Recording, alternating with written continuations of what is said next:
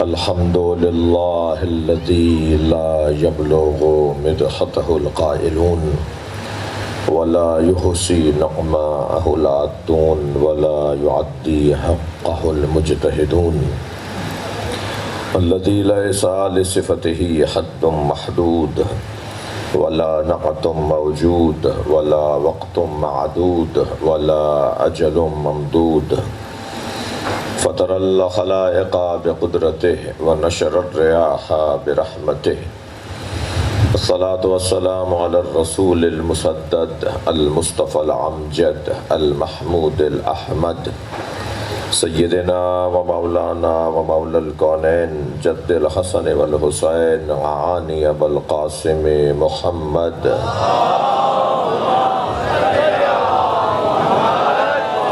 وآله الطيبين الطاهرين المعصومين الذين قال الله إنما يريد الله ليذهب عنكم الرجس أهل البيت ويطهركم تطهيرا اللهم صل على ولعنة الله على أعدائهم أجمعين من يوم عداوتهم إلى قيام يوم الدين أما بعد قال الحكيم في قرآن الكريم بسم الله الرحمن الرحيم والعصر إن الإنسان لفي خسر إلا الذين آمنوا وعملوا الصالحات وتواصوا بالحق وتواصوا بالصبر صلوات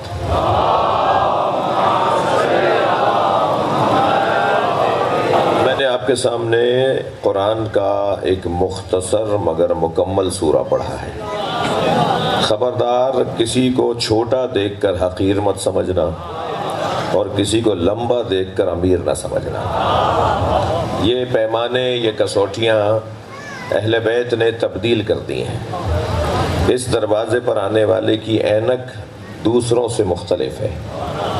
ہم جس دید سے دیکھتے ہیں وہ دید کچھ اور ہے، اور کون کیا دیکھتا ہے مجھے اس سے کوئی غرض نہیں ہے، مگر ہم کربلائی اینکوں سے دیکھتے ہیں، ہم حسینی اینک سے دیکھتے ہیں۔ ہمارے نزدیک معیارات مختلف ہیں۔ پیسے کی بنیاد پر ہم کسی کا احترام نہیں کرتے اور غربت کی بنیاد پر کسی کو ذلیل نہیں سمجھتے۔ میں ان بچوں جوانوں سے کہوں گا کسی کے کالر ادھڑے ہوئے ہوں، پائچے پھٹے ہوئے ہوں، بٹن ٹوٹے ہوئے ہوں، چپل دو طرح کی پہنی ہوئی ہوں، ان کو کبھی حقیر مت سمجھنا، اس لیے کہ اللہ نے اپنے ولیوں کو بھی فقیروں میں چھپایا ہوا ہے۔ ہاں، مہنگی گاڑی سے کبھی اللہ کا ولی اترتا نظر نہیں آئے گا، یہ طے ہے۔ ہاں، بڑی گاڑی رکھیے، بہت اچھی بات ہے، اللہ نے دیا ہے تو رکھیے جی، اپنا پیسہ ہے، جائیداد ہے، بزرگوں سے میراث آئی ہے، بڑی گاڑی رکھنا چاہتے ہیں رکھیے، مگر پھر یہ آرزو ختم کر دیجئے کہ اللہ تمہیں ولی بنا دے گا۔ ولیوں کا انداز کچھ اور ہوتا ہے۔ تو خبردار میرے بچوں جوانوں، میں آپ سے بات کر رہا ہوں کہ یہ دنیا جانے آنے اور اس دنیا کے اندر جانے والا آنے والا مسلسل ایک سلسلہ جاری ہے۔ اختر بھائی کچھ عرصے پہلے تک مجلسوں میں بھرپور انداز سے شریک رہے اور آج ان کی اصالِ ثواب کی مجلس ہو رہی ہے۔ میرا آپ کا حال بھی کچھ ایسا ہی ہے۔ ہم بھی کبھی کہانی ہو جائیں گے اور قصہ سنایا جائے گا، اور پھر کچھ عرصے بعد تو قصہ بھی نہیں سنایا جائے گا۔ حتیٰ یہ دنیا اتنی بے وفا ہے کہ جانے کے بعد بچے بھی پہلی برسی اور دوسری برسی اور پھر تیسری برسی پہ ویسا نہیں رہتا جیسے چیلوم پہ حال تھا۔ یہ صرف امام حسین کا ذکر ہے جو ہمیشہ نیا نظر آتا ہے، ہمیشہ تازہ نظر آتا ہے۔ باقی ہم سب کا جو غم ہے نا، وہ غم ہی نہیں ہے، یہ دنیا میں آنے جانے کا نظام ہے۔ اس دنیا سے دل لگا کے مت رہنا۔ یہ دنیا کی میں آپ کو ایک عادت بتا دوں، اس کی نیچر بتا دوں۔ دنیا کا مزاج یہ ہے، اسے جتنا لات ماریں گے اتنا ہی یہ پیروں سے لپٹے گی۔ توجہ ہے حضرات کی؟ یہ جتنا اسے نظر انداز کریں گے نا، اتنا ہی یہ آپ کے طرف آئے گی، اتنا ہی آپ سے پیار کرے گی۔ تو بہتر نہیں ہے اسے نظر انداز کر کے مولا علی کو راضی کیا جائے۔ صلوات پڑھیں ذرا محمد و آل محمد۔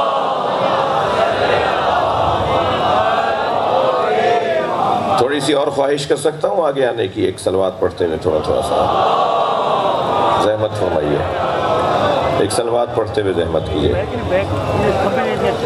اور بلند صلوات کے ساتھ آگے آئیے۔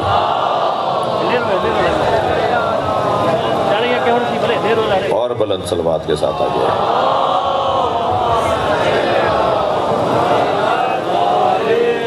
اور بھی بلند صلوات ایسے.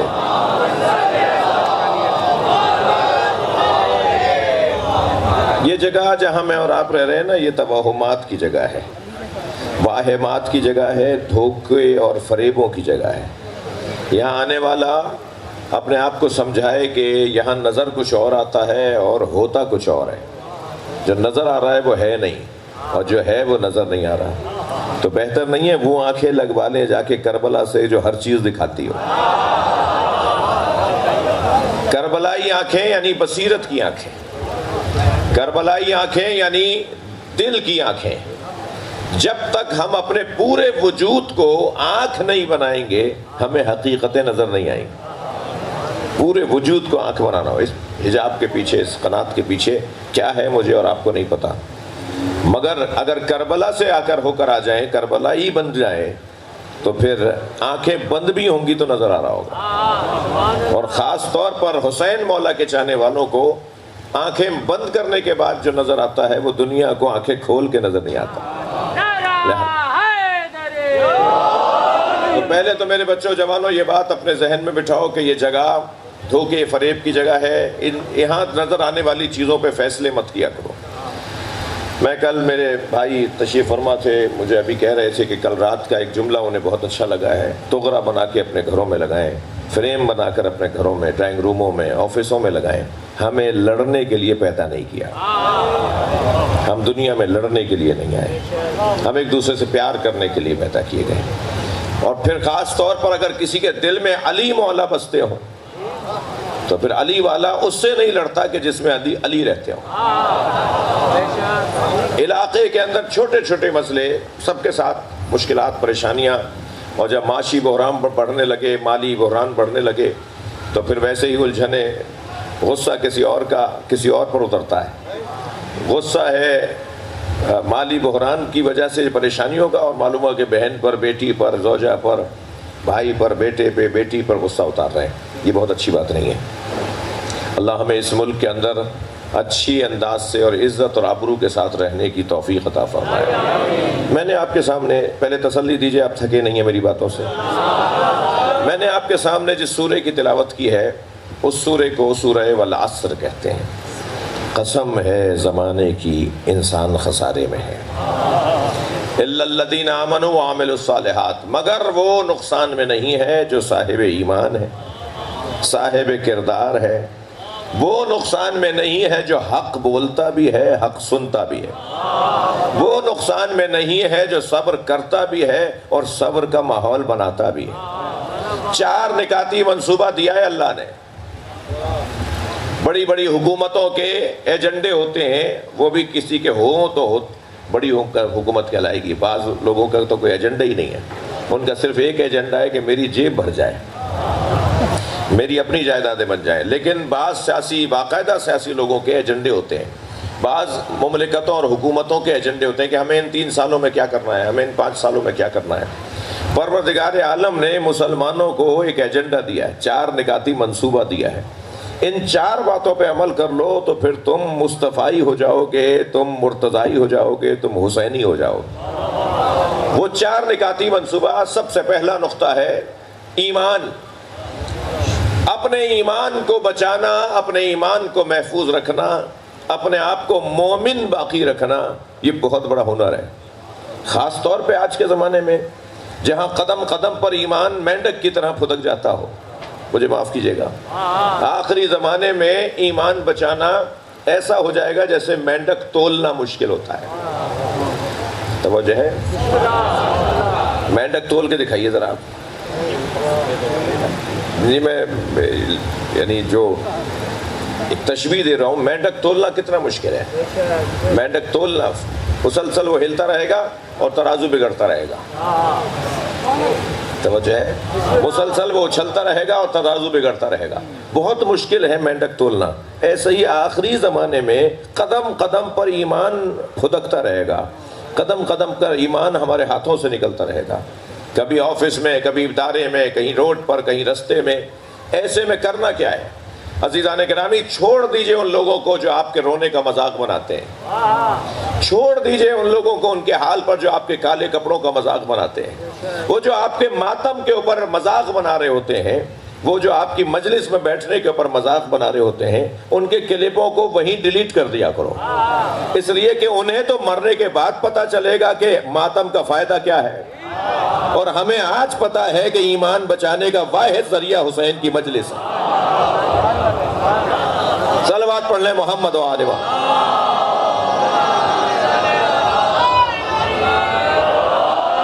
اپنے ایمان کو بچانے کا ایک واحد روشن مضبوط ذریعہ ذکر امام حسین ہے۔ اگر کہیں کوئی خطیب اچھا نہ بھی ہونا میرے عزیزو، اور صرف مرثیہ پڑھا جا رہا ہو اور صرف نوحہ پڑھا جا رہا ہو اور اعلان یہ ہو کہ مجلس ہے اور کوئی خطیب نہیں ہے، بس ایک مرثیہ پڑھا جائے گا اور ایک نوحہ پڑھا جائے گا، اس میں بھی ضرور آ کے بیٹھیں، اس لیے کہ وہ جو شعر سنایا جا رہا ہے نا، وہ شعر ہمیں کربلا سے متصل کر رہا ہے۔ جی بہت اچھا ہو کہ کوئی مضبوط خطیب بھی آ جائے، بہت اچھی نصیحتیں بھی وہ کر دے، میرے لیے 4 فائدے اور ہو جائیں گے، لیکن اگر ایسا بھی نہ ہو رہا ہو، بلکہ بزرگوں کی شاعری، میر انیس، مرزا دبیر، اور جو سندھی شاعری مرثیہ ثابت علی شاہ، سائیں ثابت علی شاہ کے جو مرثیے ہیں، شاہ لطیف کے تو اگر کوئی سمجھا دے تو آج کا پکا سندھی وہ ہے جیسے شاہ لطیف سمجھ میں آتا ہے، جسے شاہ لطیف سمجھ میں آتا ہے، بہت مشکل زبان ہے نا، تو لیکن یہ جو دہرایا جاتا ہے اس کے بڑے فائدے ہیں۔ بھئی 2 گھنٹے تک اگر میں گلاب بیچنے والے کی دکان پر رہ کر آ جاؤں تو 4 گھنٹے تک میرے اندر سے گلاب کی خوشبو آتی ہے۔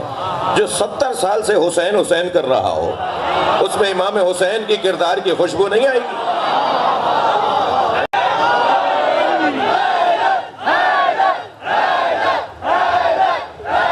صلوات پڑھ لیں محمد و آل محمد۔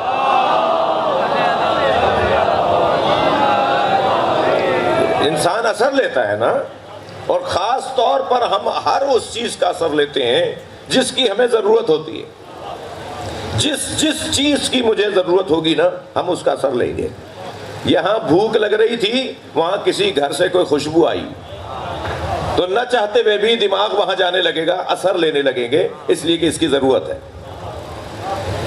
پیاس بڑھ رہی تھی، سامنے پانی نظر آ گیا، میری اور آپ کی روح کی ضرورت کو حسین کہتے ہیں۔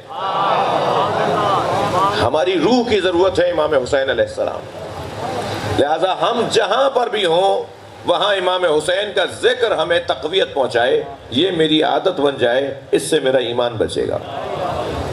ایمان بچانا ہے اپنے آپ کو مومن رکھنا ہے۔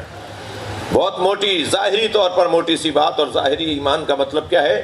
اللہ کو ماننے والا، تھکے تو نہیں آپ؟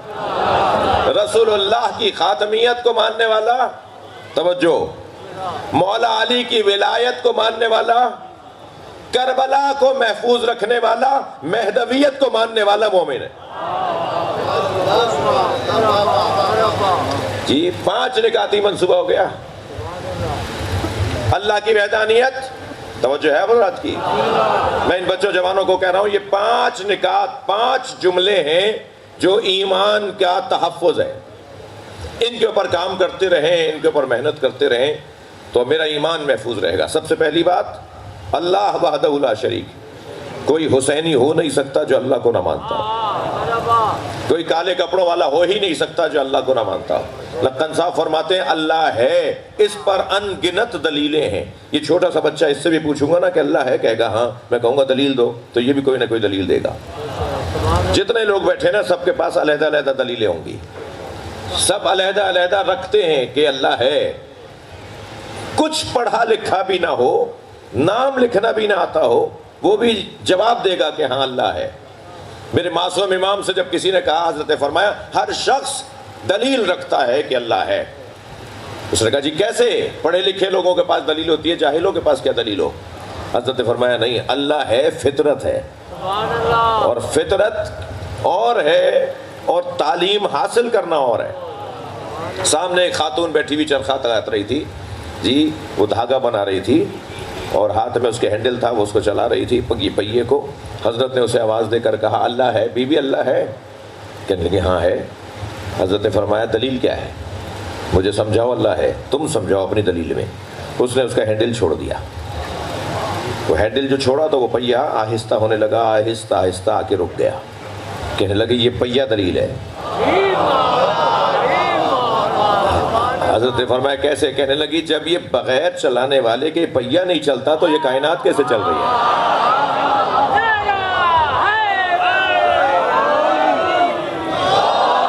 صلوات پڑھ لیں محمد و آل محمد۔ بھائی نقن صاحب کا ایک جملہ آپ کو ہدیہ کر رہا ہوں۔ پرانا عزاداروں کا علاقہ ہے، پرانے پیڑوں کی زیارت کرتا ہوا آ رہا ہوں ابھی رستے میں سے، اور ویسے یہ مارواڑی جو مسلمان مومن ہیں ان کی تو ہسٹری کچھ اور ہے۔ یہ مرنے مارنے والے مولائی ہے، بڑے سخت مزاج۔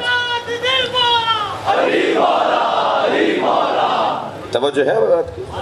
علامہ نقن صاحب فرماتے ہیں کہ اللہ ہے، اس پر ان گنت دلیلیں ہیں، مگر سب سے بڑی دلیل کہ اللہ ہے وہ عصر عاشور حسین کا اطمینان ہے،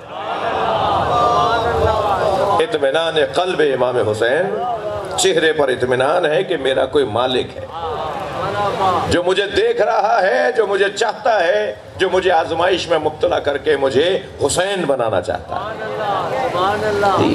سب سے پہلا عنوان، تسلی دیجئے تھک نہیں رہے میری باتوں سے، سب سے پہلا عنوان عقیدہ توحید، کوئی حسینی نہیں ہو سکتا جو موحد نہ ہو۔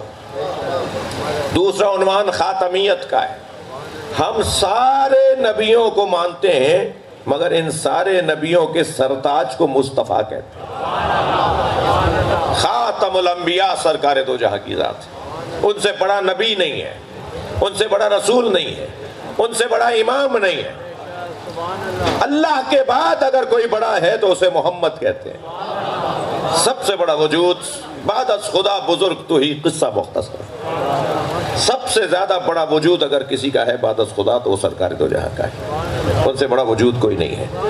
جس کے وجود پر علی قربان ہو جائے، جن کو دیکھ دیکھ کر علی کی آنکھوں میں شوق کے آنسو آ جائے، جنہیں دیکھ دیکھ کر علی حوصلہ لیتے ہوں، توجہ کر لیا آپ نے؟ 40 سال کے بعد، نبی کی رحلت کے 40 سال کے بعد ایک چاہنے والے نے مولا علی سے کہا کہ آپ کی داڑھی سفید ہے، آپ کے بال سفید ہیں۔ مولا علی کی 63 برس کی زندگی رہی، تو کہا کہ آپ خضاب کیوں نہیں کرتے؟ آپ خضاب کر لیں، رنگ لگا لیں۔ سنیں گے جملہ مولا علی کا؟ جب کسی چاہنے والے نے کہا یا علی آپ کی داڑھی سفید ہو گئی ہے، آپ خضاب کیوں نہیں کر لیتے؟ تو مولا علی نے فرمایا نحنو فی عزائے رسول، میں نبی کی عزاداری میں ہوں، میں غم کی کیفیت میں ہوں۔ 40 سال کے بعد بھی مولا علی کو نبی کا غم تھا۔ اب تمہاری مرضی ہے کہ تم کہہ دو کہ غم تو 40 دن کا نہیں ہوتا، غم تو ساری زندگی کا نہیں ہوتا، 3 دن کا سویم ہوتا ہے، توجہ چاہوں گا، اور پھر اس کے بعد غم ختم ہو جاتا ہے۔ مگر مولا علی فرما رہے ہیں کہ میں مولا نبی کے غم میں ہوں، تو ان ہستیوں کا حساب ہماری طرح نہیں ہوگا۔ توجہ کر لی؟ خاتمیت۔ تیسرا عنوان ہے ولایت علی کا۔ وہ بہتر مسلمان نہیں ہے، وہ بہتر حیدری اور علوی اور مولائی نہیں ہے کہ جو ولایت علی کا مطلب نہ سمجھتا ہو۔ تھوڑی توجہ، ایک ایکیڈمک گفتگو کرنا چاہ رہا ہوں۔ ولایت کے 2 معنی ہیں۔ ولایت کے ایک معنی ہے محبت، اور ولایت کے ایک معنی ہے حاکمیت۔ مولا علی سے پیار یعنی ولایت علی، مولا علی کو اپنا حاکم مانے یعنی غدیر ولایت علی۔ غدیر کے میدان سے پہلے جو علی سے پیار ہے وہ ولایت بے معنی محبت ہے، اور غدیر کے اعلان کے بعد جو علی سے تعلق ہے وہ ولایت بے معنی حاکمیت۔ ہم مولا علی کو اپنا حاکم مانتے ہیں، اور وہ کیا حاکم ہے کہ جس کا دل پر کوئی روب نہ ہو۔ اس لیے علی اگر پھٹے بوریے پر بھی بیٹھے ہوں، ٹوٹی چارپائی پر بھی بیٹھے ہوں، علی کی جوتیوں میں بند بھی لگا ہوا ہو، علی کی ابا میں اگر پیوند بھی لگے ہوئے ہوں تو علی کیونکہ ہمارے دل کا حاکم ہے اس لیے حاکم ہے. یعنی پہلے دور خلاف حکومت میں، دوسرے دور حکومت میں، تیسرے دور حکومت میں، ہر دور میں بعد از نبی اگر کوئی خلیفہ ہے تو وہ علی. توجہ چاہوں گا. میرا سوال یہ ہے کہ نبی مکرم جب مدینے میں آپ نے حکومت نہیں بنائی، سرکار کی حکومت مدینے میں بنی، حاکمیت ہوئی، آپ نے پوری حکومت بنائی، وزیر بنائے، ذمہ داریاں سونپیں، شہری ذمہ داریاں آپ نے اپنے اصحاب میں تقسیم کی. مملکت ریاست مدینہ کتنا سنا ہے پچھلے چند سالوں میں تو جی، ریاست مدینہ سرکار دو جہان نے، یہ جو مدینہ کی ریاست سرکار نے جب بنائی ہجرت کے بعد، تو کیا ریاست بنانے کے بعد نبی ہوئے؟ پہلے سے تھے نا. سرکار تو اس وقت بھی نبی تھے جب ابھی آپ دنیا میں نہیں آئے تھے. سرکار تو اس وقت بھی نبی تھے جب حضرت ابراہیم کی نبوت تھی. یہ واحد نبی ہے جو سارے نبیوں پر حاکم ہے. تو اب نبی مکرم کا حکومت سے تو کوئی تعلق نہیں ہے نا. یعنی حکومت ملے تب بھی نبی، نہیں تھی تب بھی نبی.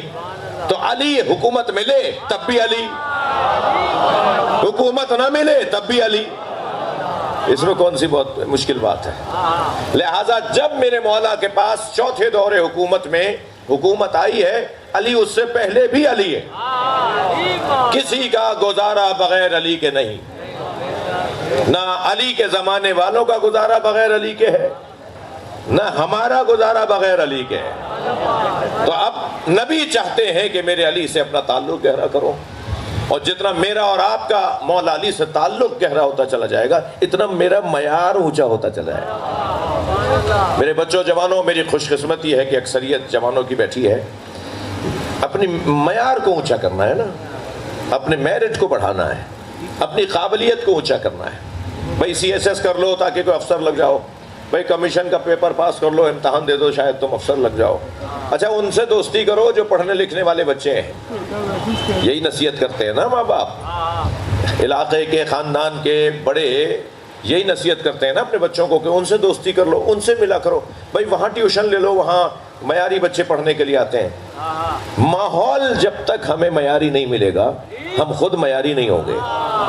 اور ماحول کو معیاری بنانے کا دوسرا نام ولایت علی ہے. جتنا زیادہ مولا علی کی بات ہوگی اتنا ہی معیار اونچا ہوگا. تھک گیا. جتنا زیادہ مولا علی کی بات ہوگی اتنا ہی معیار ہمارا اونچا ہوگا. یہ کیسے ممکن ہے کوئی علی مولا کی بات کرے اور کنجوس رہ جائے؟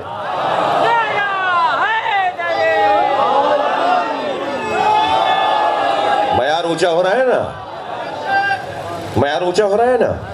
یعنی مولا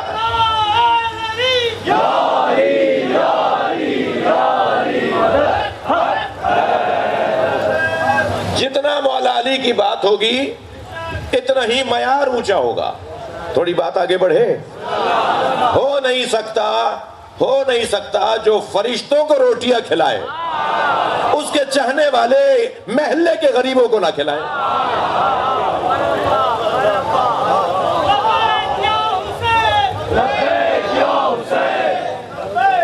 توجہ کر لیا آپ نے؟ جیسے جیسے مولا علی کی بات بڑھتی چلی جائے گی، میرے ذہن میں آتی چلی جائے گی، ایسے ایسے میرا معیار بڑھتا چلا جائے گا. یہ کیسے ممکن ہے کہ علی حیدر کرار کا چاہنے والا ہو اور میدان سے بھاگ جاتا ہو؟ یہ بزدل کا تو تعلق ہی نہیں ہے علی سے. یہ میرا پرانا جملہ ہے کہ 3 لوگوں کو تو یا علی مدد بولنا ہی نہیں چاہیے. 6 دفعہ سوچنا چاہیے یا علی مدد بولنے سے پہلے. ایک کنجوس کو، ایک بزدل کو، ایک تنگ نظر کو. چھوٹے دماغ والا، تنگ نظر، جی، تعصبوں میں بٹنے والا، علاقائی الجھنوں میں رہنے والا، کبھی زبان کی بنیاد پر، کبھی محلوں کی بنیاد پر، کبھی رنگ و نسل کی بنیاد پر. وہ ہمارا نہیں ہے، یہ ہمارا ہے، یہ والی باتیں کرنے والا علی والا نہیں ہے. ہمارا ہر وہ ہے جس کے دل کا حاکم علی ہے. دنیا کے اس کونے میں بھی اگر کوئی مولائی رہتا ہے وہ ہمارا ہے، اور ہمارے برابر میں اگر کوئی مولائی نہیں رہتا تو پڑوسی ضرور ہے. دوسرے اینک سے اسے دیکھیں گے کہ پڑوسی کے کچھ حقوق بنتے ہیں۔ توجہ کر لیا آپ نے؟ یہ کیسے ممکن ہے کہ مولا علی کی بات کرے؟ حکم نبی یہ ہے کہ علی کی بات زیادہ کرو۔ یہ کیسے ممکن ہے کہ مولا علی کی بات کرے اور وہ شخص عزت والا نہ ہو؟ خود کو ذلیل کرنے والا علی والا نہیں ہوتا۔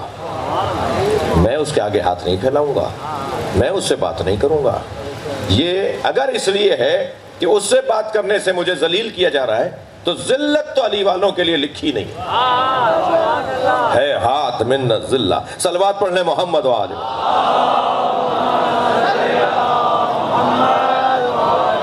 یہ میرے مولا حسین کا نعرہ ہے، یہ نہیں فرمایا ہے ہاتھ منی الذلہ، مجھ حسین سے ذلت دور ہے، فرمایا ہم سے ذلت دور ہے۔ حسین نے اپنے حسینیوں کو بھی اپنے ساتھ ملایا۔ ذلت ہمارے قریب نہیں آ سکتی، ہم ذلیل نہیں ہو سکتے، جی ہم ذلیل نہیں ہو سکتے۔ میرے مولا حسین فرماتے ہیں یا اللہ مجھے اپنے رشتہ داروں میں عزیز قرار دے۔ یہ جو رشتہ داروں میں عزت ہے نا، وہ ساری دنیا کی عزت سے زیادہ بڑی عزت ہے، اس لیے کہ رشتہ دار سب جانتے ہیں کہ یہ کیسا ہے۔ اگر رشتہ دار عزت کرے تو وہ سچی عزت ہے۔ جس کا اپنے گھر میں ہی احترام نہ ہو، اپنے محلے میں ہی احترام نہ ہو، اس کی کیا عزت ہے؟ کمال تو اس گھرانے کا ہے کہ جب نبی نماز پڑھتے ہیں تو پیچھے زوجہ بھی نماز پڑھتی ہے، بھائی بھی نماز پڑھتا ہے۔ گھر والے جب تک اعتبار نہیں کریں گے، گھر والے علاقے والے جب تک پیار نہیں کریں گے، وہ سچی عزت نہیں ہے۔ ہمیں ذلیل ہونے کے لیے اللہ نے پیدا نہیں کیا۔ اگر ناراض نہ ہو تو ایک جملہ کہوں، سنی ہماری جان ہے، سنی ہماری جان ہے، مگر شیعہ ذلیل ہونے کو پیدا نہیں ہوا۔ صلوات پڑھ لیں ذرا محمد و آل محمد۔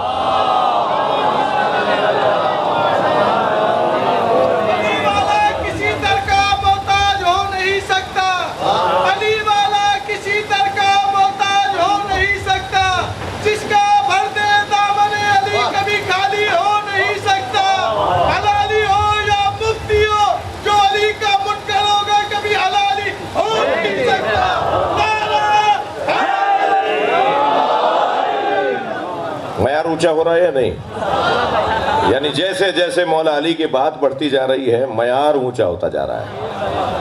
قد فٹوں سے نہیں ناپا جاتا، کردار سے ناپا جاتا ہے۔ جی شناختی کارڈ والا مولائی تو علی کو چاہیے ہی نہیں، علی کو کردار والا مولائی چاہیے۔ چال بتائے کہ علی والا جا رہا ہے، حلیہ بتائے کہ حیدری جا رہا ہے، بولنے کا طریقہ بتائے کہ ایسے ہوتے ہیں علی والے۔ سارا محلہ کہے اس دکاندار سے سودا خریدو، وہ علی مولا کا نعرہ لگاتا ہے، جعلی مال نہیں بیچتا۔ سارا علاقہ کہے کہ اپنی امانت فلاں کے پاس سونپو، یہ حسین کا ماتمی ہے، امانت میں خیانت نہیں کرتا۔ تب تو ہنر ہے، تب تو کمال ہے، اور ایسا الحمدللہ ہوتا چلا جا رہا ہے۔ میں پوری دنیا میں گھوم رہا ہوں، آپ کا نوکر ہوں، مولا حسین کے چاہنے والوں کا نوکر ہوں، اور ساری دنیا میں مشاہدہ کر رہا ہوں کہ سب سے اچھی تصویر ان کی ہے جو علی ولی اللہ پڑھنے والے ہیں اور یا حسین پکارنے والے۔ سب سے اچھی تصویر ان مسلمانوں کی ہے۔ اچھا چہرہ ہے حسینیوں کا، اور بہتر ہونا چاہیے، لیکن نسبتاً مقایستاً اگر دیکھیں گے تو ان کا چہرہ اچھا ہے کہ جنہیں امام حسین کی محبت کا اعزاز حاصل ہے، جنہیں اس ذکر کی فروغ کا اعزاز حاصل ہے، ان کا چہرہ زیادہ اچھا ہے۔ میرے اپنے ساتھ ہوا، پوچھنے لگے آپ نے کیا پہنا ہوا ہے؟ انگریزوں نے مجھ سے پوچھا یہ کیا پہنا ہوا ہے؟ یہ جو میں پہنتا ہوں نا، میں نے کہا یہ مسلمان اسکالر کا لباس ہے۔ تو ایک خاتون تھی، وہ کہنے لگی مسلمان اسکالر ہیں تو پروفٹ محمد کے گھر والوں کو مانتے ہیں یا دوستوں کو؟ میں نے کہا پروفٹ محمد کے دوستوں کا ہم احترام کرتے ہیں، اطاعت گھر والوں کی کرتے ہیں۔ آپ یقین جانیے وہ آپس میں کہنے لگے یہ اچھے مسلمان ہیں۔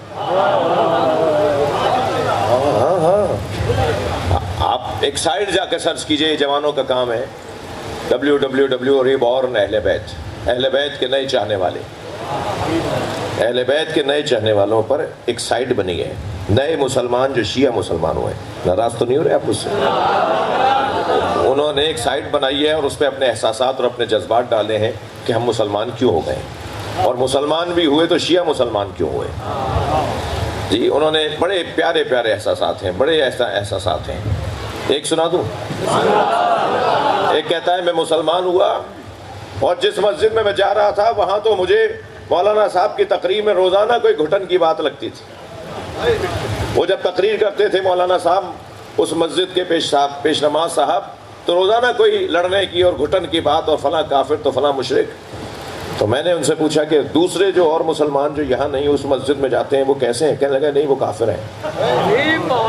کہنے لگا میں تو سمجھا تھا مسلمانوں میں آیا ہوں، میں تو اور کافروں میں ہی آ گیا شاید. کہنے لگا مجھے تو الجھن پڑ گئی کہ میں کہاں آ گیا ہوں. تو میں ایک دن دوسری مسجد میں چلا گیا بغیر بتائے، اور وہاں جا کے میں نے ان کے پیش نماز سے جب تقریر سنی تو ان کا بھی کچھ یہی حال تھا. تو میں نے ان سے پوچھا وہ 2 گلی بعد جو وہ والی مسجد جہاں کہتا ہے میں پہلے تھا، میں نے کہا وہ کیسے؟ کہنے نہیں وہ مشرک ہے. میری اور پریشانی بڑھ گئی. تو میں نے اپنے ایک مسلمان نو مسلم دوست سے کہا کہ بھائی میں پریشانی بڑھ رہی ہے، میں کیا کروں؟ اس نے کہا ایسے جاؤ ایک اور بھی سینٹر ہے وہ بھی اپنے آپ کو مسلمان کہتے ہیں. کہنے لگا جب میں وہاں پہنچا تو وہ ہاتھ کھول کے نماز پڑھ رہے تھے. انہوں نے مٹی کا ڈھیلا سامنے رکھا ہوا تھا، خاک کے اوپر وہ سجدہ کرتے تھے. ان کا تھوڑا سا انداز دوسروں سے مختلف تھا. ان کے عالم دین سے میں نے گفتگو کی تو میں نے کہا جی فلاں لوگ کیسے ہیں؟ اس نے کہا مسلمان ہیں. میں نے پوچھا فلاں لوگ کیسے ہیں؟ اس نے کہا مسلمان ہیں. جتنے بھی مسلمانوں کی مسجدیں تھیں انہوں نے کہا مسلمان ہیں، ہماری بھائی ہیں، ہماری جان ہے. تو کہنے لگے مجھے تسلی ہوئی کہ جو اہل بیت والے ہیں ان کا دل بہت بڑا ہے.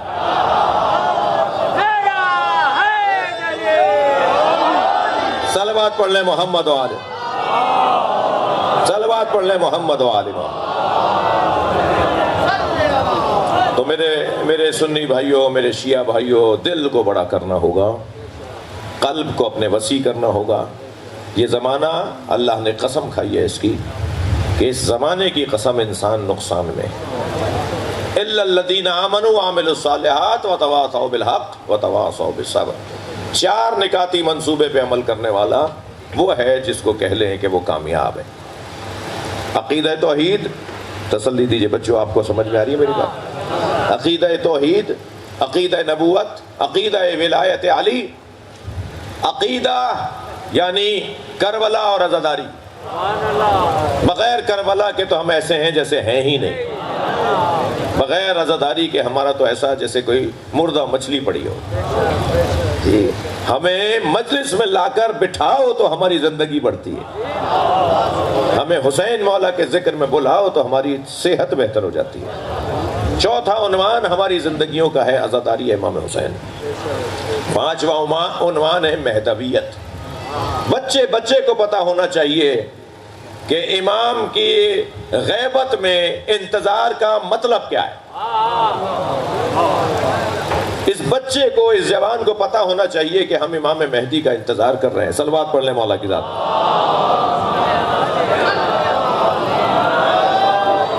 تو اس انتظار کا مطلب کیا ہے؟ انتظار کا مطلب کچھ نہ کرنا نہیں ہے بلکہ آنے والے کے لیے تیاری کرنا ہے. اس مجلس میں مجھ خطیب کو اگر آخر میں آنا تھا تو کیا آپ کو بھی آخر میں ہی آنا تھا؟ ایسا نہیں ہوا. ہم فرض کر رہے ہیں کہ اس مجلس میں اگر مجھ خطیب کو مثلاً مجلس شروع ہونی ہے 2 بجے سے اور 4 بجے مثلاً مجھ خطیب کو مجلس پڑھنی ہے تو میں تو 4 بجے آؤں گا نا. لیکن کیا مجمع بھی 4 بجے آئے گا؟ مجمع تو پہلے سے آ کے بیٹھے گا نا. پہلے سے آ کر بیٹھے گا تو انتظار کہلائے گا، ورنہ تو الٹا ہو جائے گا. میں آپ کا انتظار کروں گا، میں آ کے بیٹھ گیا اور انتظار کر رہا ہوں کب عزیز آئیں گے تو میں مجلس پڑھوں. تو ایسا تو نہیں ہوگا نا. جب مؤذن اذان کہتا ہے تو پیش نماز مصلی پر پہلے آتا ہے یا نمازی پہلے آتے ہیں؟ ایسا ہی ہے. کلاس اسکول جاتے ہوئے بچے، پہلے اسمبلی کے اندر بچے پہنچتے ہیں نا، پہلے کلاسوں میں سب جا کے بیٹھتے ہیں، پھر ٹیچر آتا ہے نا. کرتا نہیں لاؤ بھائی، آپ لوگ پہلے کلاس میں جا کے بیٹھ جاتے ہیں، اس کے بعد ٹیچر کلاس میں آتا ہے. تو وہ جو بیٹھے ہوئے سوچ رہے ہیں کہ کب دروازے سے کوئی آئے گا. صلوات پڑھ لیں امام کے ظہور کے لیے. وہ ہے در حقیقت اپنے مولا کا انتظار. انتظار بھی دو طرح کا ہوتا ہے، توجہ چاہوں گا، تھکے نہیں میری باتوں سے۔ انتظار بھی دو طرح کا ہوتا ہے، ایک بچکانہ انتظار ہوتا ہے اور ایک عالمانہ انتظار ہوتا ہے۔ بچکانہ انتظار کون سا ہے اور عالمانہ انتظار کون سا ہے؟ ابا کہہ کے گئے کہ میں جب آفس سے واپس آؤں گا تو تمہارے لیے ٹافی لاؤں گا۔ اب بچے کو ابا سے زیادہ ٹافی کا انتظار ہے اور بار بار دیکھ رہا ہے کہ اب ٹائم ہو گیا، کب آئیں گے اماں، کب پہنچیں گے؟ ارے بھائی کہیں رہ گئے ہوں گے، آنے والے ہوں گے۔ اور جیسے ہی گھر میں ابا کو داخل ہوتے ہوئے دیکھا تو ان کی نگاہیں ابا کے چہرے کی طرف نہیں ہیں، ہاتھ میں تھیلی کی طرف ہے۔ اور آگے بڑھ کر معلوم ابا سے تھیلی لینے کی کوشش کی اور وہ کہہ رہے ہیں نہیں سب کا ہے، سب کو دوں گا، اور پھر وہ سب میں بانٹتے ہیں۔ اور یہ بچے انتظار کر رہے تھے کس کا؟ ٹافی کا۔ تو بچکانہ انتظار یہ ہے کہ ہمیں امام کے آنے پر کیا کیا ملے گا۔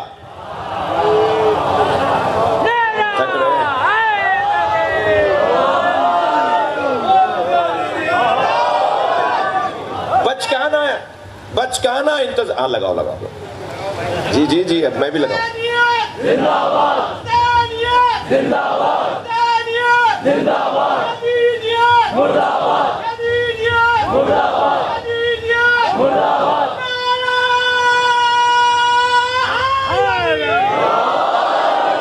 توجہ کر لیا آپ نے؟ امام آئیں گے تو یہ فصلیں اگیں گی، پھل بہت اچھے لگیں گے۔ جب امام آئیں گے تو یہ نعمتیں یہ بچکانہ انتظار ہے۔ اور ایک انتظار ہوتا ہے عالمانہ انتظار، بڑی محنت کر کے پیپرز کی تیاری کی، پھر جا کر پیپر دیے، امتحان دیا، بڑی محنت کر کے امتحان دیا، اور اب انتظار کر رہے ہیں کہ رزلٹ کب آئے گا،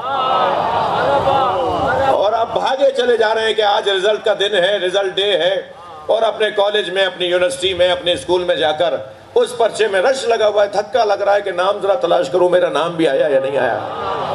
اور ایک ہٹتا ہے تو ایک مرتبہ گھس کے آگے جا کے دیکھوں باریک لکھا ہوا ہے میرا نام ہے یا نہیں ہے۔ اچھا جس کا نام ہوتا ہے وہی پاس ہوتا ہے، جس کا نام نہیں ہوتا دلیل ہے کہ وہ فیل ہے۔ سرکار کی کلاس میں فلاں 10ویں درجے پر، فلاں 9ویں درجے پر، فلاں 8ویں درجے پر، جن کا نام ہی نہیں ہے۔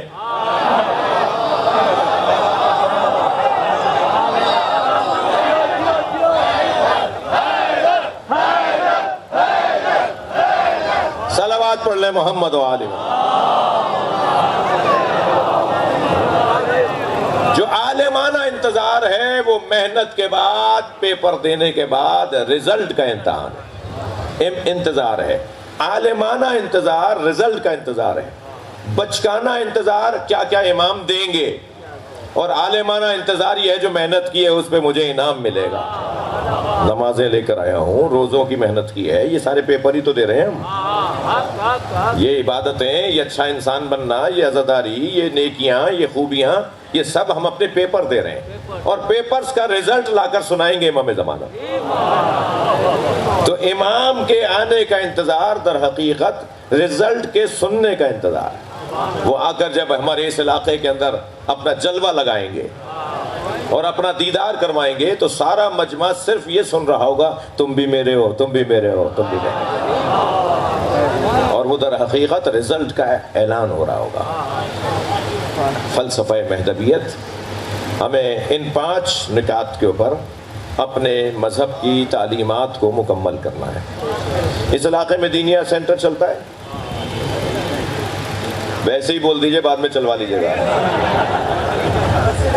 پتہ سا چلتا ہے نا جی۔ مولانا وزیر جعفری، اچھا تو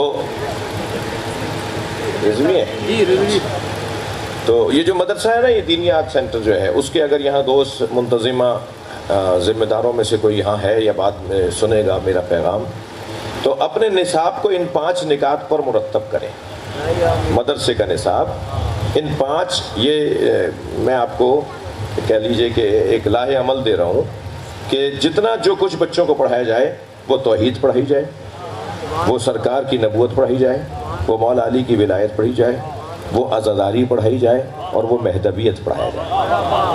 اگر یہ 5 چیزیں ہم نے اپنے بچوں کو پڑھا لی تو یقین جانیے کہ اچھے مسلمان بن کے رہیں گے۔ اور یہ مجلس ہے تو ویسے ہی جنرل کلاس ہے،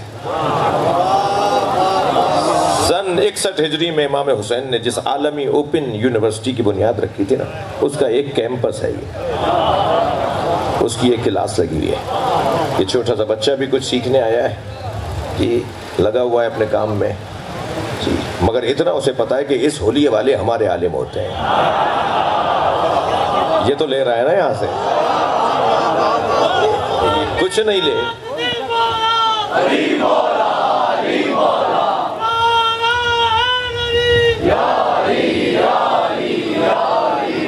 وہ بزرگ بھی آئے ہوئے ہیں، وہ ڈاکٹر صاحب بھی آئے ہوئے ہیں، وہ انجینئر صاحب بھی آئے ہوئے ہیں، وہ زمیندار بھی آئے ہوئے ہیں، وہ ٹھیلا چھوڑ کر اپنا مجلس سننے کے لیے، اب اتنا لمبا اسے نہیں بیٹھا ہوں جی، وہ بھی آیا بیٹھا ہے، سب آئے بیٹھے ہیں نا۔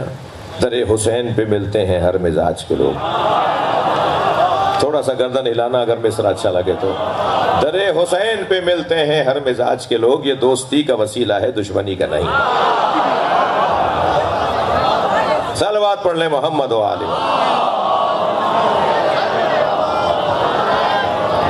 اختر بھائی بہت اچھے انسان، ایک بہت اچھے باپ، ایک بہت اچھے بھائی، ایک بہت اچھے رشتہ دار، اور ساری خوبیوں میں یہ کہ ایک بہت اچھے انسان۔ میری 2-3 ملاقاتیں تصویر دیکھ کر مجھے یاد آئے، اور ایسے لوگ بہرحال اپنا کام کر کے چلے جاتے ہیں جی، اس دنیا کو وہ چھوڑ دیتے ہیں مگر اپنا کام پورا کر کے جاتے ہیں، اور یہ لوگ خوشبوئیں چھوڑ جاتے ہیں بچوں کی صورت میں، اپنے اولاد کی صورت میں، بھائیوں کی صورت میں۔ یقیناً یہ خوشبوئیں بنائیں گی، اور یہ سلسلہ آگے بڑھے گا، اور قصہ ختم ہونے والا تو ہے نہیں۔ انسان مر جاتا ہے، کردار نہیں مرتا۔ شاعر کہتا ہے کہ چھری کی دھار سے کٹتی نہیں چراغ کی لو، چھری کی دھار سے کٹتی نہیں چراغ کی لو، بدن کی موت سے کردار مر نہیں جاتا۔ انسان بدن مرتا ہے، اس کا کردار تو باقی رہتا ہے۔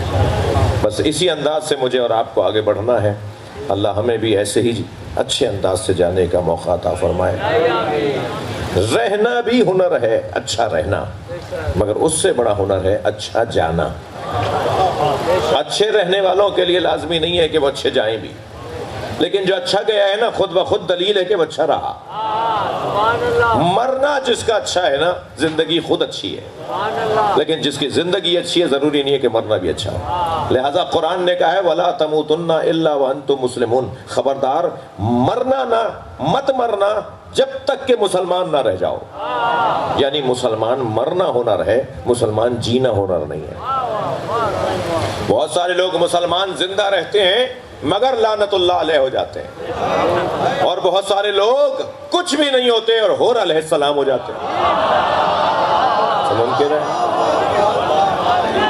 اس لیے کوئی ضروری نہیں ہے کہ کسی کا ماضی اچھا ہو تو مستقبل اچھا ہو جائے، لیکن جس کا مستقبل اچھا ہے دلیل ہے کہ اس کا ماضی بھی اچھا ہے۔ کوئی ایسی نیکی تھی جس نے اس کو بڑا کر کے ایک سجا کر اس کی زندگی کا اچھا خاتمہ کروایا ہے۔ تو عزیزو، اللہ کا معاملہ تو ہر شخص اپنا اللہ کے ساتھ تعلق کو خود بہتر جانتا ہے۔ آخری جملہ کہہ رہا ہوں، کسی سے نفرت نہیں کرو، کیا معلوم ہم اس سے نفرت کریں اور کل کو وہ ہم سے زیادہ اچھی جگہ جنت میں نظر آئے۔ ارے بھائی، ہم تو تمہیں برا سمجھتے تھے، تم اتنی اچھی جگہ پر کیوں ہو؟ کیا معلوم اس نے اپنے اللہ سے معاملات ٹھیک کر لیا ہو۔ اور اللہ کے ہاں تو گنتیاں تو ہیں ہی نہیں، اللہ کے ہاں گنا تو جاتا ہی نہیں، تولا جاتا ہے۔ اللہ کے ہاں گنا نہیں جاتا، تولا جاتا ہے۔ کون سی سبزی تول کے دی جاتی ہے، کون سی سبزی گن کے دی جاتی ہے، کون سا پھل گن کے دیا جاتا ہے، کتنے درجن ہیں۔ وہ درجنوں میں جو چیزیں بکتی ہیں وہ اور ہیں، اور جو وزن سے بکتی ہیں وہ اور ہیں۔ اللہ کے ہاں کیا ہوتا ہے؟ اللہ کے ہاں گنا نہیں جاتا۔ کتنے سالوں کی نماز لائے ہو یہ نہیں دیکھتا، کیسی لائے ہو۔ کیا معلوم کہ کسی کی 5 سال کی نماز کسی کی 2 رکعت نماز سے بھی کم ہو۔ اس لیے یہ فیصلے میرے کرنے کے نہیں ہیں، مجھے تو یہ کرنا ہے کہ میں کسی سے نفرت نہ کروں، ہر ایک سے پیار کروں، اور جس سے میں پیار کر رہا ہوں، مثلا اگر کوئی ہندو بھی ہے اور میں اس سے نفرت کر رہا ہوں، کیا معلوم کہ کل میں کچھ اور ہو جاؤں اور وہ ہندو مولائی ہو جائے، تو میں کیا دکھاؤں گا منہ؟ قیامت میں کیسے سنبھالوں گا اس مسئلے کو؟ اس لیے پیار کروں، محبت کروں، اچھا اخلاق پیش کروں، اور یقین جانیے عزیزو، اس کا مستقبل اچھا ہے جس کا اخلاق اچھا ہے، اور جس کا اخلاق برا ہے اس کا مستقبل خراب ہے۔ تو میں بچوں آپ سے بات کر رہا ہوں، جوانوں سے بات کر رہا ہوں، بزرگوں سے مجھے دعا چاہیے کہ کسی سے لڑو نہیں، جھگڑو نہیں۔ ایک صاحب کہنے لگے مولانا آپ نے یہ نصیحت تو کر دی، ہمارے ہاں تو جب تک بدلہ نہیں لو وہ سامنے والا کمزور سمجھتا ہے، اگر چھوڑ دیں، معاف کر دیں، درگزر کریں، وہ کہتا ہے کمزور ہے، اور چڑھائی کرتا ہے وہ اور ہمیں پریشان کرے گا جب تک ہم اسے گھوسا مکہ نہیں دکھائیں گے، ورنہ تو وہ تو دوسرے دن ہمارے اوپر حاوی ہو جائے گا۔ تو میرے عزیزوں نہیں، ایسا نہیں ہے۔ ہمیشہ تھپڑ مار کے کسی پہ روب نہیں ڈالا جاتا، بلکہ کردار بنا کے بھی روب ڈالا جاتا ہے۔ اپنا کردار کا روب، صلوات پڑھ لیں ذرا محمد و آل محمد۔ اللہ مجھے اور آپ کو ان باتوں پہ عمل کرنے کی توفیق عطا فرمائے، جو عمل کر رہے ہیں اللہ ان کے عملوں کو اپنی بارگاہ میں قبول فرمائے۔ چلیے میرے ساتھ کچھ دیر کے لیے جوان بچوں کا باپ، عزادار، مولائی، علم والا، ماتم والا، عزیزو میں تھوڑا سا صبر کروں گا، اذان سنوں گا۔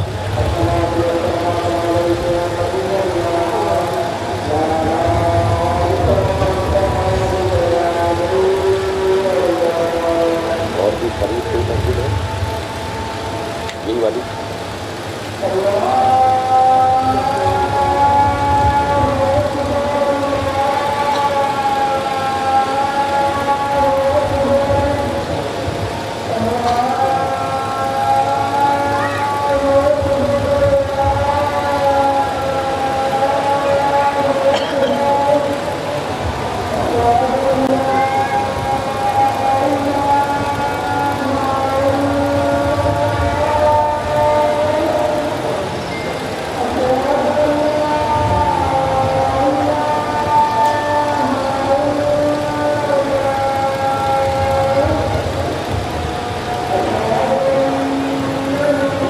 اللہم صلی علی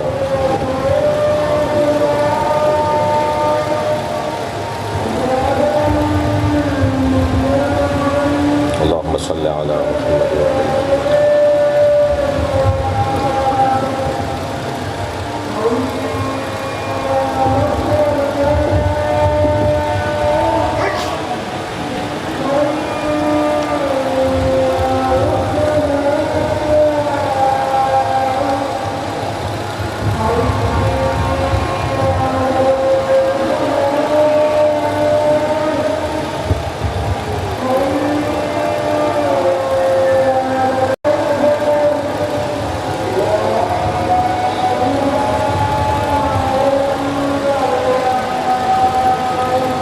حسین کربلا میں اکیلے ہیں، علی اکبر کا لاشا اٹھا چکے، عباس مولا کے کٹے ہوئے بازو اٹھا چکے، قاسم کا پامال لاشا جمع کر کے گنج شہیدہ میں لا کے رکھ چکے، حسین مولا نے اون و محمد کے لاشے اٹھا لیے۔ حد ہے کہ وہ لاشا جو حسین سے اٹھتا نہیں تھا وہ بھی لا کے قبر کے حوالے کر دیا، وہ علی اصغر کا لاشا، وہ چھوٹا سا ننھا سا لاشا۔ سلام ہو اس ماں پر جس نے اپنے بچے کو سجا کے دیا، مولا میرے بچے کو پانی پلا لائیے۔ اور اس بچے نے کیسا پانی پیا کہ جب سکینہ نے گلے میں لگا ہوا تیر دیکھا، جب ماں نے گلے میں لگا ہوا تیر دیکھا تو جناب رباب نے ایک جملہ فرمایا، اے میرے لال، عرب تو اونٹنی کے دودھ پیتے بچے کو نہر نہیں کرتا، یا بنیا امثلو کا جو نہر، کیا تجھ جیسوں کو نہر کیا جاتا ہے۔ حسین مولا یہ لاشا بھی لا کر رکھ چکے، اب کربلا کا میدان ہے اور حسین تنہا ہے۔ جب آئے ہیں نا گھوڑے کے قریب، ذوالجنہ کے قریب، کہ بیٹھ جائیں گھوڑے پر، تو کیا دیکھا کہ کوئی مجھے سوار کروانے والا نہیں ہے۔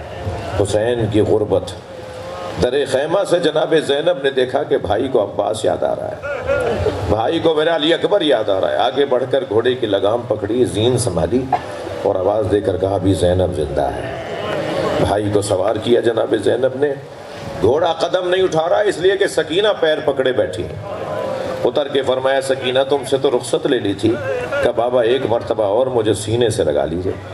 امام نے اپنی بچی کو سینے سے لگایا، سکینہ ابھی لگی تھی سینے سے کہ ایک مرتبہ چونک کر اٹھی، کہ بابا الوداع، بابا جائیے۔ کہا سکینہ ایسے کیوں اتر رہی ہو میرے سینے سے؟ فرمایا میرے کان میں آواز آ رہی ہے دادی زہرا آپ کو بلا رہی ہیں، اے میرے حسین مقتل میں آ جاؤ، تمہاری ماں تمہارا انتظار کر رہی ہے، اجرکم اللہ اجرکم اللہ۔ آوازیں بلند ہو رہی ہیں، 2-3 منزلیں اور لیجئے عزادارو۔ پھر میرے مولا میدان کربلا میں پہنچے، دشمن سے خطاب کیا، اس کے بعد آواز دی ان کان دین محمد لم یستقم الا بقتلی، اگر دین محمد میرے قتل کے علاوہ بچنے والا نہیں ہے، فیا سیوف و خزینی، تو تلواروں آؤ میرے ٹکڑے ٹکڑے کر دو۔ یہ کہہ کر امام نے جب اپنا گھوڑا آگے بڑھایا تو سامنے سے حملہ ہونے لگا۔ میرے مولا نے حملے کا جواب دیا۔ کچھ دیر کے لیے حسین ابن علی مولا نے اپنے بابا کے جوہر شجاعت دکھائے، بلا تشبیہ برق کی مانند کبھی میمنے میں چلے جاتے تھے، کبھی میسرے میں آ جاتے تھے، کبھی عقب لشکر میں چلے جاتے تھے، کبھی صورت لشکر میں آ جاتے تھے، کبھی مرکز میں آ جاتے تھے، اور کچھ ہی دیر بعد امام نے سارے لشکروں کو مخلوط کر دیا۔ ہر ایک کا لباس اور ڈریس علیحدہ تھا، مگر حسین نے سب کو مخلوط کر دیا، اور اتنا روب حسین مولا کا طاری ہونے لگا دشمن پر کہ جہاں امام گھوڑا موڑتے تھے فوجیں بھاگنے لگتی تھی، اور بھاگتا سپاہی جب کہیں بچنے کے لیے جاتا تھا تو سامنے سے حسین آتے نظر آتے تھے، تو آوازیں دینے لگے الامان الامان، بچاؤ حسین سے بچاؤ۔ کہ ایک مرتبہ اسی کیفیت میں جب امام نے آوازیں سنی نا کہ لوگ مجھ سے بچنے کے لیے امان مانگ رہے ہیں، تو پھر گھوڑے کی پشت پہ کھڑے ہو گئے اور پھر نہر کی طرف رخ کر کے کہا عباس اٹھو، اپنے اکیلے بھائی کی جنگ دیکھو۔ پھر ایک مرتبہ گنج شہیدہ کی طرف رخ کر کے کہا اے میرے شہسوارو آؤ، اپنے مولا کی جنگ دیکھو۔ پھر فرمایا تمہاری تو رگوں کو کاٹ دیا گیا، تمہاری تو گردنوں کو اتار لیا گیا، تم مجھے کیسے جواب دو گے؟ اسی کیفیت میں امام حسین کو آواز آئی یا ایتھا النفس المطمئنہ ارجعی الی ربک راضیۃ مرضیہ۔ کوئی تلوار مار رہا تھا، کوئی نیزہ چبھو رہا تھا، کوئی پتھر مار رہا تھا، حسین مولا گھوڑے پہ ڈگمگانے لگے، کبھی دائیں گرنے لگتے تھے، کبھی بائیں گرنے لگتے تھے۔ حرملہ نے ایک مرتبہ 3 پھلوں والا تیر جوڑا جو امام کے سینے پہ آ کے لگا۔ سنیں گے عزادارو، وہ تیر پشت سے باہر آ رہا تھا، امام کی کمر سے نکل رہا تھا۔ امام نے بہت چاہا کہ اسے باہر نہ نکالیں، مگر اس میں 3 پھل تھے، وہ باہر نہیں نکل رہا تھا، تو امام نے اس کی چوب کو توڑا اور پھر گھوڑے سے فرمایا اب مجھ سے تیری پشت پہ بیٹھا نہیں جا رہا۔ اور جب حسین گرنے لگے تو اشارہ کر کے فرمایا لا واللہ لا واللہ۔ مختار ثقفی کے دربار میں ایک یزیدی سپاہی نے کہا کہ جب حسین گر رہے تھے نا تو ہاتھ سے اشارہ کر کے کہتے تھے مجھے نہیں چاہیے، مجھے نہیں چاہیے، لا واللہ کہہ کے منع کر دیتے تھے۔ ہم میں سے تو کوئی نہیں تھا جو حسین کو کچھ دے رہا ہو، مگر حسین بار بار دائیں بائیں اشارہ کر کے کہتے تھے مجھے نہیں چاہیے۔ میں نے حرم حضرت معصومہ میں آیت اللہ مشکینی سے یہ جملے سنے، وہ فرمانے لگے جب حسین گرتے ہوئے کہتے تھے نا لا واللہ، تو نبی آگے بڑھ کے کہتے تھے میری گود میں آ جا، تو حسین کہتے تھے نا یہ میرا امتحان ہے۔ کبھی جناب زہرا آگے بڑھ کے کہتی تھی میرے بچے میری گود میں آ جاؤ، اور امام فرماتے تھے اماں یہ میرا امتحان ہے، مجھے خود زمین کربلا پہ گرنے دیجئے۔ گھوڑے نے گھٹنے ٹیک دیے تاکہ حسین مولا کو تکلیف نہ ہو۔ امام نے گھوڑے کی زین تو چھوڑ دی مگر زمین تک آنے میں بہت دیر لگی، اور جیسے ہی امام زمین پر آئے تو ذوالجناح امام کے بدن کے گرد چکر کاٹنے لگا، سپاہیوں کو قریب نہیں آنے دے رہا تھا۔ تو پسر سعد کی آواز آئی خبردار کوئی ذوالجناح کو تیر نہ مارے، میں نے بچپن میں نبی کو اس پہ بیٹھے دیکھا، اسے پکڑ کر لاؤ میں تبرک کے طور پہ رکھوں گا، میرے گھوڑوں میں ذوالجناح رہے گا مگر میں اس پہ سواری نہیں کروں گا، اس لیے کہ میں نے اس پر نبی کو خود بیٹھے دیکھا ہے۔ رونا تو اسی کا ہے، تجھے نبی کی سواری یاد رہی، تجھے نبی کا سوار یاد نہیں رہا۔ جو نبی کی پشت پر بیٹھتا تھا تو نے اسے مار دیا، اور نبی جس گھوڑے پر بیٹھتے تھے اس کا تو احترام کر رہا ہے۔ سپاہی آگے بڑھے ذوالجناح کو پکڑنے کے لیے، 2 4 سپاہی آگے بڑھتے رہے، ذوالجناح زخمی کرتا رہا، کسی کے قابو میں نہیں آ رہا تھا۔ جب 80 سپاہیوں نے تجربہ کر لیا اور یہ کسی کے قابو میں نہیں آیا تو پھر آواز آئی کہ چھوڑو دیکھو کرتا کیا ہے۔ اب جب سپاہی پیچھے ہٹے اور گھوڑے نے دیکھا کہ اب میرے قریب کوئی نہیں ہے تو اس نے دائیں بائیں دیکھنا شروع کیا، اسے اندازہ ہوا امام حسین سے دور ہو گیا ہے، تو پھر دوڑا اسی طرف جہاں حسین کو اتارا تھا، لیکن عزادارو اسے پہنچنے میں دیر ہو گئی تھی، امام کی گردن کاٹی جا چکی تھی۔ امام کی رگوں سے خون نکل رہا تھا. اس نے اپنی پیشانی کو حسین کے خون سے رنگین کیا. زمین کربلا پہ ایسے پیر مارنے لگا جیسے ماتم کر رہا ہو. اس کے گلے سے ایسے آواز نکلنے لگی جیسے نوحہ پڑھ رہا ہو. اور پھر ایک مرتبہ حسین مولا کے لاشے سے دوڑنا شروع ہوا ہے خیموں کی طرف. آپ نے بہت سنا ہے کہ بیٹیوں کو باپ سے پیار ہوتا ہے, باپ بھی بیٹیوں سے بہت پیار کرتا ہے. میں نے کربلا کے مقتل میں دیکھا ہے ذوالجناح ڈھونڈ رہا تھا سکینہ کہاں ہے, اور اسی خیمے پہ جا کے رکا جس خیمے میں جناب سکینہ تھی. جب پیر مارنے لگا تو بی بی کو آواز آئی کہ بابا بابا آ گئے ہیں. تو کتنی جلدی بیٹی باہر آئی ہوگی, بچی کتنی جلدی باہر آئی ہوگی, لیکن جب باہر آ کے دیکھا تو خالی گھوڑا آیا تھا, بابا نہیں تھے. میری بیوی سکینہ نے وقار کے ساتھ قدم اٹھائے, گھوڑا گردن جھکائے کھڑا ہے. بی بی نے اس کے سر پہ ہاتھ رکھ کر بس ایک سوال کیا, یا جواد ابی ہل سقیا ابی ام قتل اچھانا, اے میرے بابا کے باوفا گھوڑے, مجھے بس اتنا بتا دے پانی پلا کر مارا. میرا بابا پیاسا بہت تھا, میرے بابا کو پیاس بہت لگتی تھی. الا لعنت اللہ علی القوم الظالمین. یا اللہ مرحوم و مغفور کے درجات کو بلند فرما, کی کوتاہیوں سے درگزر فرما, ان کے بچوں کو, ان کے اہل خانہ کو صبر عطا فرما, کار خیر کی توفیق عطا فرما, امام زمانہ کے ظہور میں تعجیل فرما. یا اللہ راجو قوم